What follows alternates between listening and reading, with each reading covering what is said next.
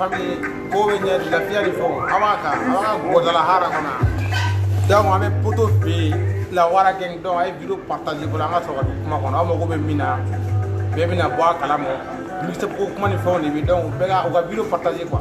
Ça. Ni Djema Tiara, donc on a besoin de Macron, la bière. Partagez, jusqu'au moins 100 vues, donc 1100 personnes de notre direct, on va commencer tout de suite. Partagez toujours. Sortez-moi simplement les gars, allez voir un effort. Ça. Mixtape Phoenix, je regarde de mes centres dans le roman.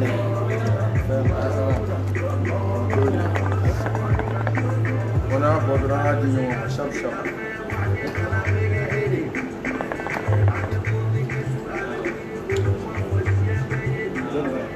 Tu n'es pas invité.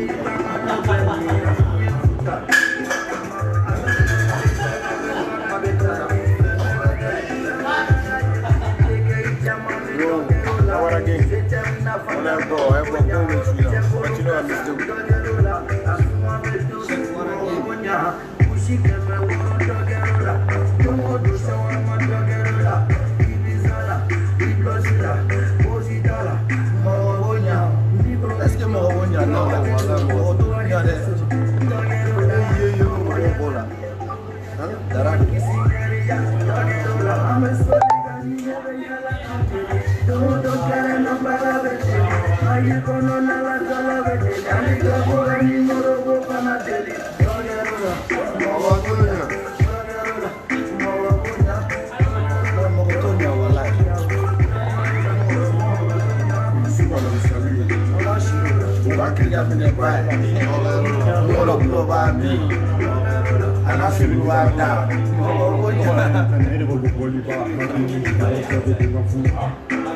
Nous allons commencer.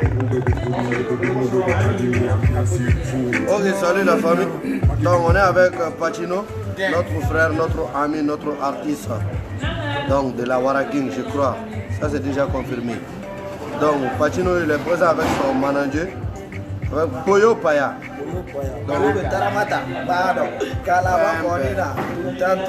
Merci mes frères. Donc amour quoi. Déplacement na aki tout la arène beaucoup là. Donc c'est la même fois, c'est la même fois. Donc Pacino on est là aujourd'hui. On y a mes Mr Kangabla.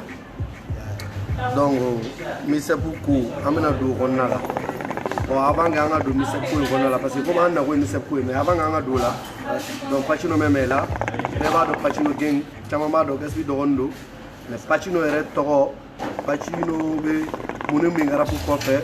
Pacino chi. Donc Pacino be se go fort. Direct la manu. Regarde. Ya Danero fancy. Freedom. Ouais Pacino ntoro Abdrahman Oje Gassama. Odin ntoro bon j'ai 28 ans. 5 mois. Mais est-ce qu'il s'est gardé là? Magacha. Magacha. 28 ans maintenant. Mais plan ok, nous n'a fait entrepreneuriat niveau nous na bara wala siraw. Nous nous bon pour une flamme. Mon famille. Donc on a pour kofela. Donc dans les roues on a boulot. OK, bien. J'espère que la coupe est na boulot. Ouais, donc on a club là donc. Quand nous va bien. Donc président. Ouais. Anakum. Question follow. Donc Fanou Bem faut que poser Pacino comme. Question follow il faut que faire na. OK, la tia ça vrai. Pacino, Fanou ga question follow kana Pacino fan fait. ko son min na album mixtape bɛna bila le 22 i m'a fɔ o mɔgɔw b'a la a kan ka sɔrɔ sara jumɛn de fɛ a sara ni fɛnw fɔlɔ quoi ne ka an da don a bilali n'a tali la ko manager b'an kɛrɛfɛ yan o y'o paya bon moi c'est Puyo Paya le manager du Patino Gang c'est ça franchement monsieur Puyo vraiment un paraga non mais le 22 février amna monsieur Puyo là bon à 18h puis quand on sera sur YouTube on continue Patino Gang officiel c'est ça Patino Gang officiel Patino Gang officiel ko yoro kelen doro Patino Gang officiel question filanan mais mixtape kɔnɔna na Patino ni Warakin artiste dɔ ye featuring kɛ aw soit featuring ye Zoro y'a la ouais il y a featuring avec la Warakin bon Dobji Black ouais le Mopti M5 Rebelle allez infla ɲɔgɔn Rebelle an ye featuring kelen kɛ ni mɔgɔ wɛrɛ fana featuring kɛ mun tɛ Warakin artiste o y'a yɛrɛ ka cɛkɔrɔba dɔ ye n y'a dɔn mɔgɔ caman kan ka choix a bɛ se ka kɛ fana i n'a fɔ mɔgɔ caman t'a choix cogoya min na Sɛgɛtɛ Flo i y'a faamuya Sɛgɛtɛ c'est un peu comment faamuya donc dans le domaine de la musique a fana mɛnna hakilina caman don i y'a faamuya donc o titre yɛrɛ dɔ kɛr'o la donc après ça je fais un feat avec un frère aussi qui habite à Djiboron Para i y'a faamuya donc o titre yɛrɛ Lawuya Turu Yagu donc o yɛrɛ tɔgɔ Olshe i y'a faamuya ok très bien a da de très bien la fièvre après ouais question sabanan donc question sabanan ye jumɛn de ye Patino Gang question nana gɛlɛya dɛ question bɛ ka gɛlɛya dɛ a bɛ ka gɛlɛya gɛlɛmanw bɛ yan nɔ fanu bɛ ka kuma ka caya quoi i m'a fɔ ma ko Patino ka clip ko ni fɛnw a tɛ k'a bila ka caya a kun de quoi ko clip tɛ k'a bila ka caya n y'a faamuya bon ko bɛɛ ye mɔgɔ i yɛrɛ ka jateminɛw ni fɛnw de quoi sinon n'i y'a ta k'a lajɛ je fais le clip mais n yɛrɛ ka clip m'o kɛ fɔlɔ a bɛ baara kɔnɔna la a bɛ tagalen ɲɛfɛ a b'a kɔnɔna la ni Ala sɔnna ma a fɛ le mixtape ne fana b'o layidu ta mixtape bɛ sira clip bɛ sira la a bɛ nalen donc a bɛ kɛ an bɛɛ b'a ye sinon n ye clip dɔ kɛ avec Kilaba avec m'a faamuya n tɛ fɛ ka n da mɔgɔ dɔw tɔgɔ la m'a faamuya a ma se an ka mɔgɔ tɔgɔ fɔ m'a faamuya avec Kilaba c'était le projet de Kilaba donc Dangadebaw avec Dobji aussi m'a faamuya après ni clip wɛrɛ kɛ avec Momo All Star donc an y'o clip kɛ puis avec mon grand frère aussi avec le groupe Titan agressé donc n y'olu clip kɛ mais mixtape fana kɔfɛ clip bɛ sira la donc fans a y'o kɛ pewu clip ko tɛ koba ye o bɛ gérer parce que mɔgɔ i bɛ ko dɔ kɛ bɛɛ n'i ka place mɔgɔ i b'a sɔrɔ e b'a fɔ k'i bɛ clip kɛ k'a sɔrɔ i ka nafa yɛrɛ tɛ clip kan bon c'est comme si fu de don i bolo quoi a bɛ kɛ projet fu ye n'i bɛ ko kɛ il faut que i ka nafa fana sɔrɔ a la i y'a faamuya wa i kana t'i kunkolo don bɔ cɛsilen na o i yɛrɛ ma kojugu ye quoi donc ni fɛn tuma sera o bɛ kɛ ne de fana ye kale k'a fɔ ko ne en tant que Patino Gang de la Warakin baara n'a sɔrɔ o de fana bɛ se ka Warakin ɲɛsin sankolo la hali n'a bɛ sankolo la k'a tɛmɛ o la k'a se f'a 7nan ma fo an ka taa yala fo Ala fɛ yen ne fana b'o kɛ k'a se n dan na quoi n m'a faamuya n tɛ ko in na quoi i y'a faamuya c'est ça quoi.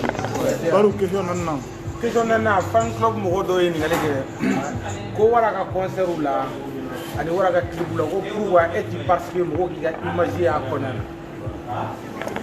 je vois o tiɲɛ bon n'i y'a ta k'a lajɛ kuma jugu tɛ k'a expliquer quoi parce que c'est le même domaine. Wara fait de la musique, moi aussi je fais de la musique. Ni ne nana ka bɔ don o don Wara ka clip la est-ce que mɔgɔ bɛna ne yɛrɛ lakɔlɔsi alors que ne yɛrɛ ka clip dun ma bɔ mɔgɔ fana ka ne lakɔlɔsi. Wara c'est un rappeur, on peut dire c'est la légende au Mali, i y'a faamuya parce que Wara ye malien la ɲina américain dɔnkili kɔ Mali la yan fɔlɔ i tun bɛ malien den ka téléphone ta i b'a kɛ tan a bɛɛ ye américain mais bibi in na i bɛ maliyɛn den ka téléphone ta i b'a sama ka yɛlɛ k'a sama ka yɛlɛ i bɛ maliyɛn dɔrɔn ye o kɛra mɔgɔ min kama ça c'est wara parce que wara de y'a bɔ k'a yira la ko maliyɛn den bɛ se k'a kɛ fo an bɛ ɲinɛ américain kɔ ko maliyɛn den bɛ se k'a kɛ ka kɛ fɛn y'a la k'a kɛ fɛn y'a la ka mobili san ka so jɔ ka fɛn bɛɛ kɛ a yɛrɛ ye ka musow furu a la ka lafiya k'a fo ka tila ka taa kɛ mɔgɔ tɛ to o de y'a to n y'a fɔ hali n ka intro kɔnɔna la n ko ni sanfɛmɔgɔ kɛra fugari ye n ko est ce que i b'a su yan donc je parle de lui c'est le même talent c'est le même don ne ka clipou bɛ na mais wara ka clipou tɔ ninnu baliya ninnu tɛ dɔ wɛrɛ dɔrɔn moi aussi je suis en train de faire un carrière fana bɛ ka carrière dɔ de kɛ ne fana ka manager bɛ yen donc ne nana ka bɔ tuma o tuma k'a fɔ ne bɛ wara ka clipou la wara ka clipou la c'est comme si ne yɛrɛ tɛ rappeur c'est comme si ne bɛ kɛ ko fansi de i y'a faamuya Bon, ma kuma sɔrɔ ji la dɔɔni yɔrɔ la.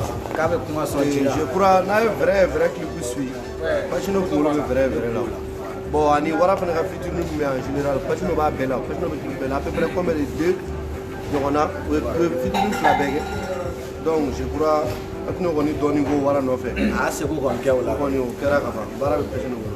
hali voyage misɛnnin caman bɛ yen i y'a faamuya donc dans les régions et consorts n bɛ y'a caman la n bɛ y'a caman la i m'a faamuya bon olu projet nin yɛrɛ la ne yɛrɛ bɛ a ɲini parce que n fana i kɔrɔkɛ i mana kɛ rappeur e fana ye dɔnkilidala ye i fana bɛ k'i ka baara kɛ i fana dɔnbagaw bɛ kɛ o bɛɛ n'i kanubaga de don diɲɛ kɔnɔ bɛɛ n'i ka fan de don bɛɛ n'i kanubaga de don nka fan bɛ se ka tugu i kɔ i ka mɔgɔ kan ma i y'a faamuya donc aw bɛɛ ye kelen de quoi u k'a bulu kunna dɔrɔn wara Gaspi Pacino gang c'est ça foyi tɛ se k'an fara parce que fɛn kelen min bɛ an ɲɔgɔn cɛ o tɛ se ka bɔ yen fo ka diya o ye ça c'est le lien de sang o bɛ joli in de la quoi a tɛ se ka bɔ yen quoi a kana kɛ anw ka diya yɛrɛ a diyara anw ye a ma diya anw ye quoi o kɛlen de don quoi n b'a faamuya ça c'est le lien de sang donc wara ka bɔli a bil'i kunna yɛrɛ n'i ye wara ye dɔrɔn i ye ne ye a bil'i kunna i ye ne ye dɔrɔn i ye wara Gaspi o bɛɛ ye kelen de quoi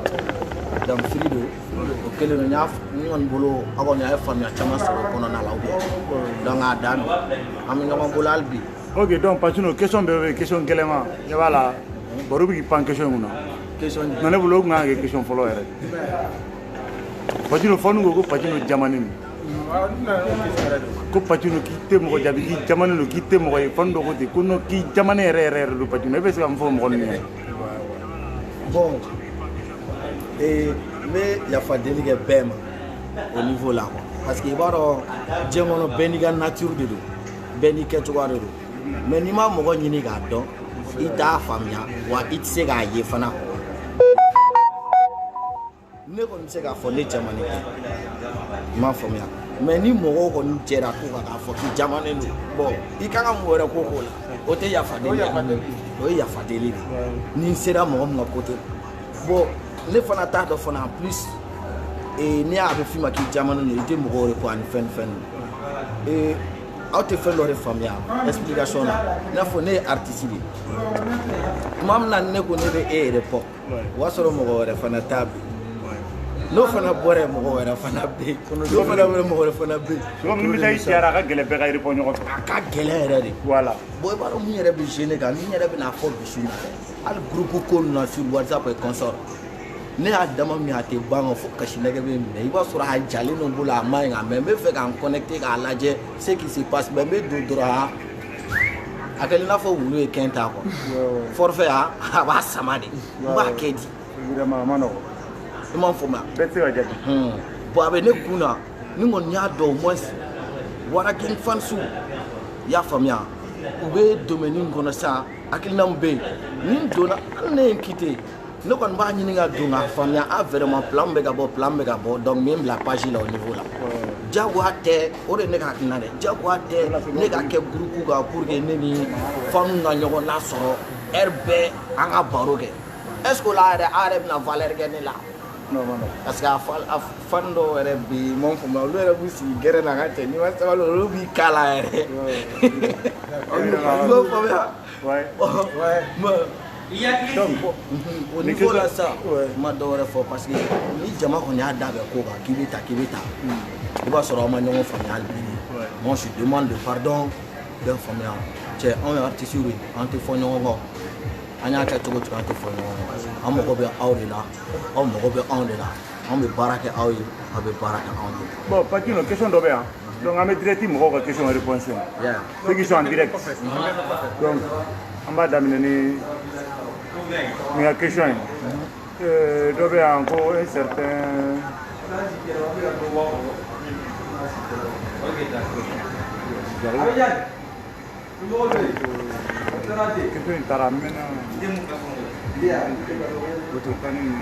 voilà nin dɔ ka question bɛ yan Djibril Suguna donc ko Patino a bɛ komi a ka d'ale ye ni Benji belebele de ka featuring kɛ donc i bɛ se ka jumɛn fɔ ale ye. Problème t'a la Benji kɔni n'i y'a fɔra ko ne ni Benji ka featuring kɛ kɔni o ye koba de ne bolo an ka palais Fala kura t'a la. dɔgɔ t'o la yɛrɛ ko bɛ kɛ bɛɛ ɲɛna. dɔ fana ko bon i ni Wara Papji Lafiya Hero Gang o fana y'o fɔ donc ko problème t'a la i b'a dɔn parce que i b'a développer projet ko nin filɛ nin ye a bɛɛ bɛ sira kan quoi sinon ne yɛrɛ a bɛ n kɔnɔ ka featuring kɛ ni rappeur kelen kelen fɛn fɛn bɛ Wara Gang na ka featuring kɛ n'a bɛɛ ye 1 à 1 kelen kelen a kana ɲagami a kana ɲagami n'an tilal'o la an b'an fara ɲɔgɔn kan an bɛ dogili son dɔ fana bɔ bɛɛ fana bɛ a bɛ kɛ an bɛɛ ɲɛna o bɛn o yɛrɛ de ye n ka hakilina ye k'a ɲɛsin aw ma quoi i y'a faamuya suguna o kelen don firi don fɛn bɛɛ donc question dɔ bɛ an bɛna poser manager kunna c'est vrai que question in ka surun manager la dɛ Patino ba manager e ko ko wa i ko bon jɔ an bɛ nin ka question kala fɔlɔ san'an bɛ s'o ma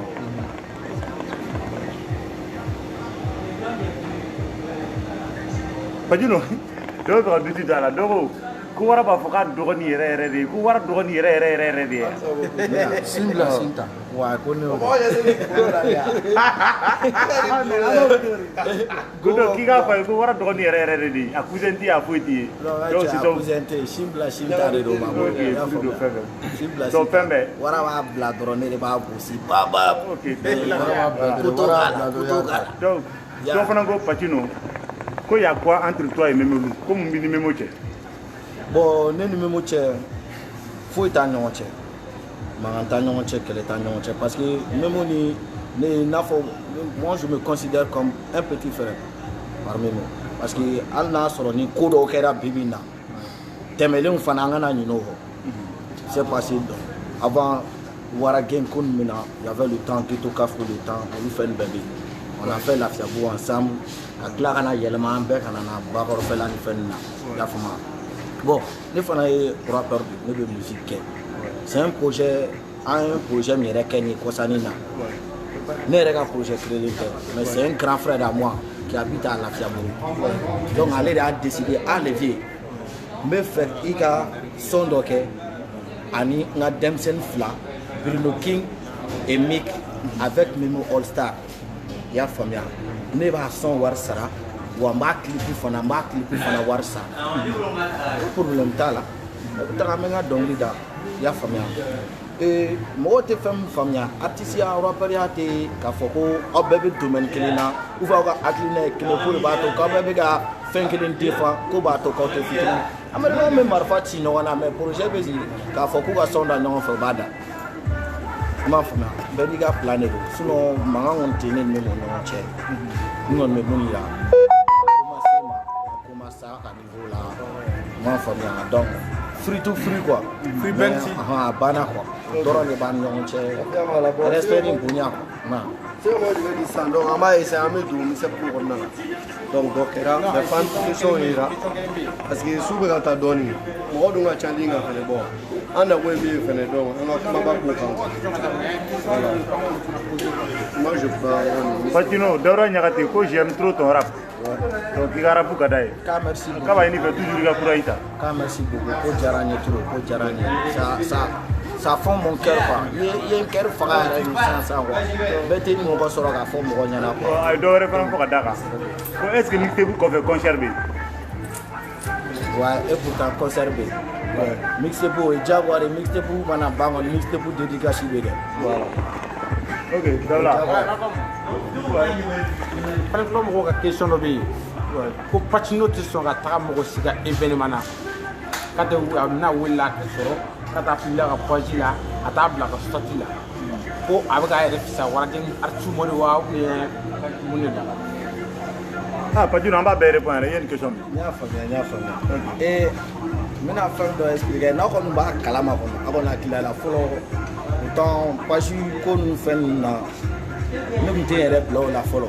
N y'a faamuya ne tun tɛ n yɛrɛ bila o la parce que je faisais la musique ne tun bɛ dɔnkili min da ten dɔrɔn n ka jow a banna quoi mais grâce à Waragim fans yɛrɛ de tilala ka wuli ka ne la yira yɔrɔw la quoi gaz dɔgɔnin bɛ ci gaz dɔgɔnin bɛ ci sinon ne yɛrɛ tun décidelen tɛ yɛrɛ i y'a faamuya bon page ko ninnu tɛ ne ka ko ye i y'a faamuya mais sisan de n nana don page ko nin na k'an ka fɛnw bɛɛ sigi sen kan ka ɲa parce que fɔlɔ page ko nin a bɛɛ kun ɲagaminen don quoi i y'a faamuya bon désormais ni Ala sɔnna a ma kɔni sin bɛ kɛ wa a fana bɛ dépend i b'a sɔrɔ ko dɔ bɛ a sarali la ou bien a ma sari la parce que e bɛ fɛ mɔgɔw ka t'e ka ko la je pense que page man ka o kuma kɛ an bɛɛ artiste de ni ne mɔgɔ bɛ mɔgɔ o mɔgɔ la i ka taa ne ka projet la i ka taa ne ka concert la ne b'i wele de téléphone na a karisa n ka nin fɛn bɛ a ka di n ye i ka na wa n bɛna mun f'i ɲɛna fana o mɔgɔ fana tɛ Waragim na ko mɔgɔ min ye ne wele ko karisa n ka nin concert bɛ yen ne yɛrɛ tɛ connecté o i y'a faamuya ne tɛ connecté yɛrɛ n m'a faamuya ne ka connexion ko nin tɛ ten vraiment mɔgɔw de bɛ ne ka page ni fɛn sigi Modola les Poyopoya kɔsɔn Dawula aw yɛrɛ bɛɛ b'a la aw de bɛ ne ka fɛn caman kɛ alhamdulillah i y'a faamuya donc page ko ni Ala sɔnna a ma a bɛɛ bɛ gérer i y'a faamuya sinon ne bɛ taga mɔgɔ mɔgɔ ka concert la walayi bila a bɛɛ bɛ ne wele directement karisa n ka nin fɛn bɛ yen ni ne fana ma togo la a ye minɛ a ye minɛ a ka jɔlɔkɔ kɛ n na kuma t'a la ou bien Bakari Sangare k'a ka dugawu belebeleba b'i ye. k'a merci ko big up ko kelen dɔrɔn de don ko Ala Burama Traoré ko tu seras un grand rappeur ko n'Ala sɔnna. Inch'Allah alhamdulillah k'a ni cɛ ani baraji donc ni t'i fana Paul Cédé ko t'as une bonne esprit frère reste comme ça pour toujours. k'a merci ok donc fana merci beaucoup donc ni fana ko ne manager ka question sur Fodie Camara donc manager ko mɔgɔ bɛ Pacino la sɔrɔ cogo di. bon ni mɔgɔ bɛ Pacino la i bɛ ne wele ni ma se ka ne wele i bɛ Pogolo wele numéro bɛ yen ne ka numéro 74 82 53 05 bon Pogolo ka numéro 90 voilà 90 18 25 ni mɔgɔ bɛ Pacino la numéro fila in wele i b'u sɔrɔ bana 74 82 53 05 o ye Poyopoya ka numéro ye 90 90 18 25 ça c'est Pogolo Bango après Pogolo ou bien Pacino Pogolo c'est fait Ali Chao Hero Gang Gogo il t'aime beaucoup comme ton frère Gaspi donc merci beaucoup voilà ka kanuto la fia Hero Gang ta dan Hero côté voilà comme mon frère Daouda comme mon frère courage comme Gaspi c'est Pacino waraka courage sûrement no gore ki ga ɲini de cɛ ko ten ama ye cogo di i b'a dɔn ne jigi tɛ fɛn kan ne jigi bɛ Ala dɔrɔn de kan quoi God na waze i y'a faamuya nin dɔrɔn quoi parce que mɔgɔninfin yɛrɛ tɛ foyi ye l'homme tu n'es rien i m'a faamuya God de b'a bɛɛ kɛ i y'a faamuya a bɛ se ka kɛ ne tɛ wara ka fɛn dɔ sɔrɔ mais i b'a sɔrɔ ne tɛ se ka fɛn wɛrɛ sɔrɔ mun ni wara fana ta tɛ kelen quoi. Pacino n tigi ko cɛ k'e ka lajɛ ka bɛn kɛ ni Mali rappeur wɛrɛw ye mais est ce que n'a rappeur wɛrɛw bɛ kɛlɛ la Mali. Voici ne ni jɔn bɛ kɛlɛ d'accord i b'a sɔrɔ an ka gamu de tɛ kelen sinon n'an ye ɲɔgɔn ye an bɛ sourire kɛ o kelen don n'i ye choix an fana ye choix quoi i y'a faamuya a banna quoi parce que ne fana filɛ ne bɛ ka domaine dɔ de ta ne tɛ k'an yɛrɛ bila mouvement na suguya dɔ la quoi parce que n'i y'a lakɔlɔsi rappeur ninnu caman filɛ n'o ye dɔnkili kelen fila da diya ka di trop don o don u bɛ mɔgɔw ɲɛkɔrɔ i m'a faamuya bon ne fana conseil ta n kɔrɔkɛ ka niveau fɛ il vaut mieux que je reste chez moi je pose avec mes amis n'an bɛ fɛ k'an ka planning min kɛ an b'an kɔrɔkɛw ladege an b'an ka barbecue time min kɛ an b'an ka sucrenin min i n'a fɔ an yɛrɛ b'an ka temps kɔnɔ cogoya min na an b'an ka sisɛnin min c'est mieux e ka yala yala e ye artiste de e man kan kɛ i n'a fɔ mɔgɔ tɔw donc e de bɛ mɔgɔw senkɔrɔ i n'a fɔ bajanbilaya la i n'a fɔ buru mobili pinɛ cilen a tɛ faamuya quoi i y'a faamuya donc c'est pour ça que ni ninnu caman tɛ ɲɔgɔn ye quoi sinon ni prestation don n'an ye ɲɔgɔn sɔrɔ yɔrɔ la n'an ye ɲɔgɔn sɔrɔ kulisi kɔnɔ la sur le respect an bɛ ɲɔgɔn fo firi a banna ko kɛlɛ foyi tɛ yen walayi kɛlɛ tɛ ni mɔgɔ si cɛ. Voilà, question mixtape ko ni fɛnw kɔnɔna la donc Dawula bɛna fila fɔ. Mais mixtape la i jɔ question fɔlɔ min bɛ yen an k'o poser yan pour que après Dawula bɛ tɛmɛ ni question tɔ ye. Donc manager Poyo Paya. Donc pourquoi vous avez décidé que ka mixtape bila Pacino Gang officiel dɔrɔn kan a yɛrɛ ka YouTube dɔrɔn kan. Bon. Gɛrɛ i ka kuma ka ɲɛ pour que an ka. Bon min ko san y'o kɛ sisan. Est-ce que Parce que mun na. Parce que k'a répondre. Non tu vas répondre. Ok kuma k'a bɛ kuma. Awɔrɔ parce que mun na. Parce que an ka jateminɛ YouTube. N'a commencé à son bila YouTube na sisan ni mɔgɔ bɛ ka télécharger. A avantage b'an yɛrɛ de sini ma. Kosɛbɛ ya.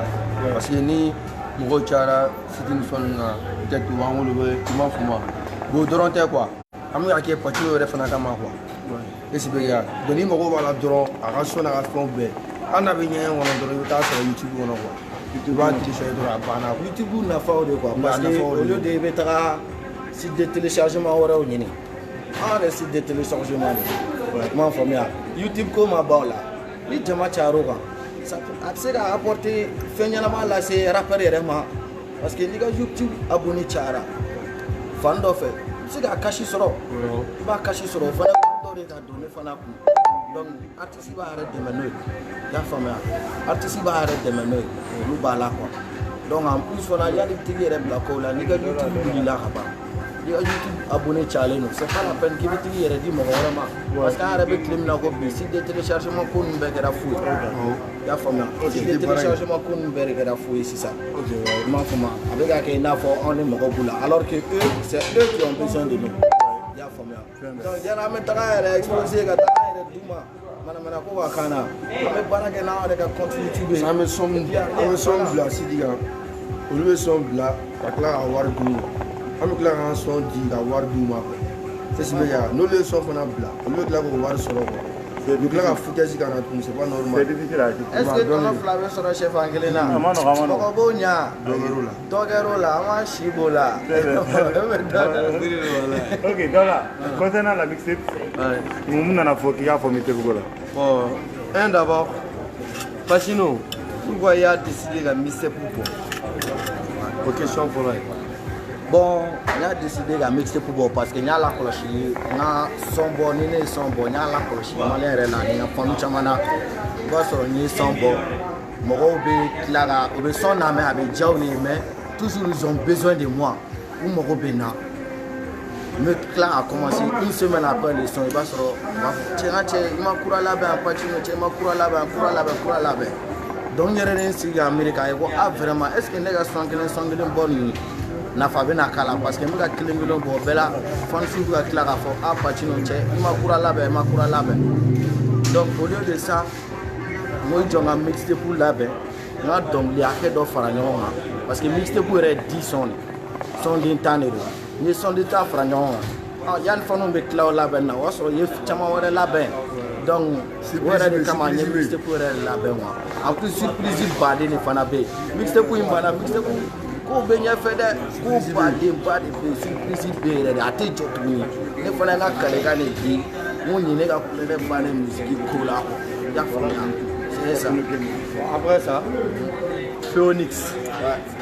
Je crois que c'est tɔgɔ de. Bɛɛ t'o kɔrɔ dɔn. O ye kelen kun jumɛn na tɔgɔ kɛra o ye. Phoenix même c'est quoi? Donc an caman bɛ an yɛrɛ t'a dɔn ko Phoenix. Phoenix ye mun ye? Donc Pacino nana ni Phoenix ye cogo di? N t'a dɔn mɔgɔ caman kɔni denmisɛnninw la an ye dessin animé dɔ la a tɔgɔ ko Kɔnɔ le Barbare. I y'a faamuya. Bon Phoenix ye kɔnɔ dɔ de c'est un oiseau imaginaire. I m'a faamuya. A tɛ diɲɛ yɛrɛ kɔnɔ dɛ mais c'est un oiseau imaginaire. Créé i m'a faamuya par les blancs a bɛ kɛ contes kɔnɔna la i n'a fɔ ziiriw contes bamanankan ziiriw ni fɛnw kɔnɔna la i y'a faamuya. Oiseau min don tasuma t'a jeni en plus n'i y'a faga n'ale bɛ sa il est renaît quoi. Donc ne y'o de quoi.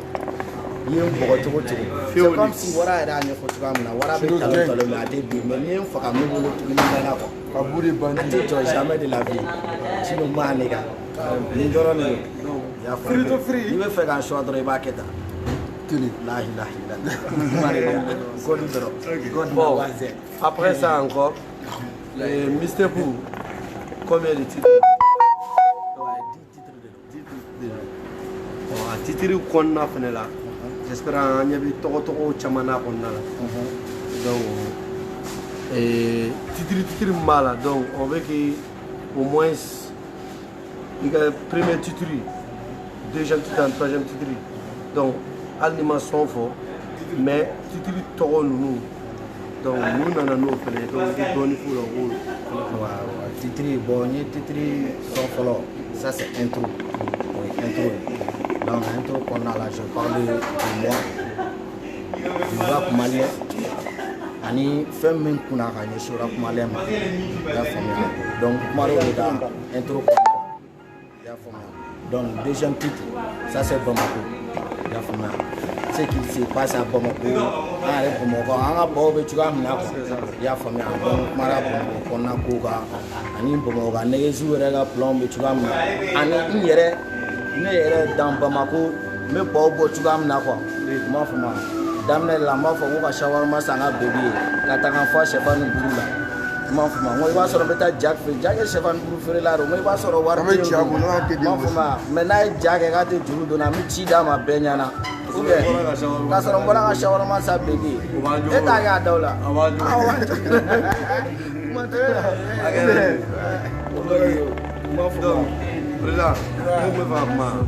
Non, a bɛ se ka titiri bɛ nɔnɔ di a ma dɔrɔn an ka se ka titiri bɛ tɔgɔ komi a ye den titiri de di o titiri la fana. Donc en attendant sani an ka bɔ direct kɔnɔ an bɛ intro lamɛn dɔɔni dɔ fara kan.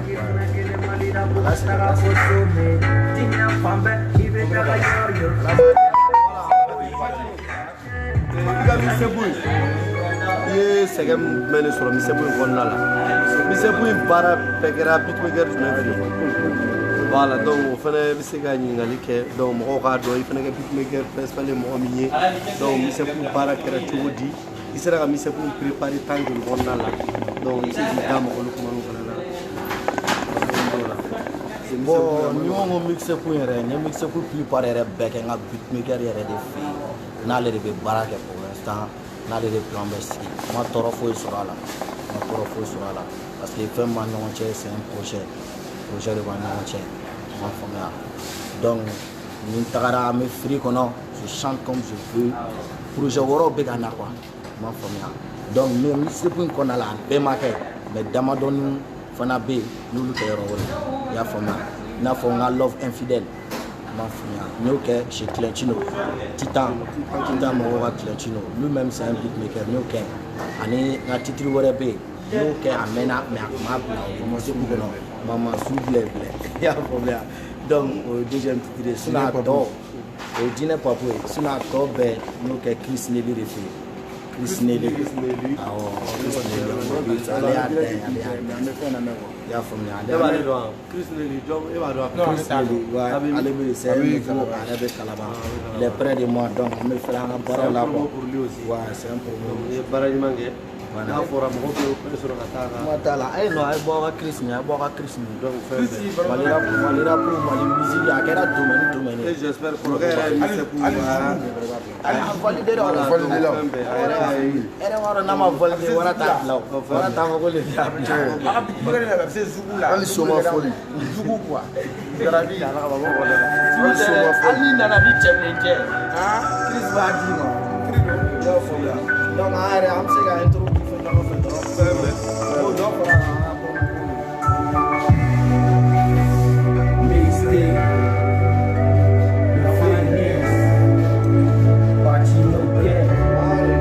Nanta.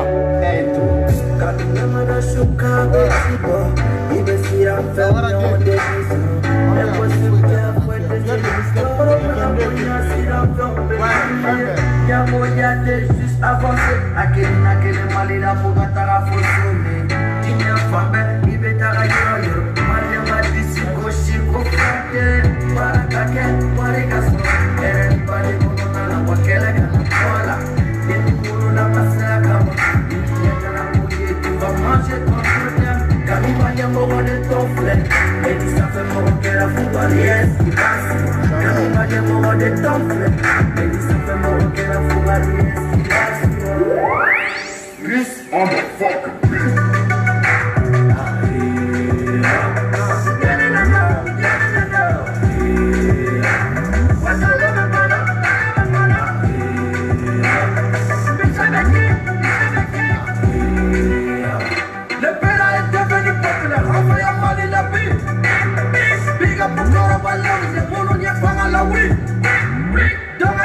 qualité, il mérite. Omega film, les musiques et wari. Pariga hala les dance. Pariga sura la bi. Igo sera ton virage ni. Ante jara di go titane. Letele ya ego barbalini. Concentré ego Bruce Lee. Naruto Uzumaki. Kamene sumina kuki. Maki maki de la vie. Come, il met avec G.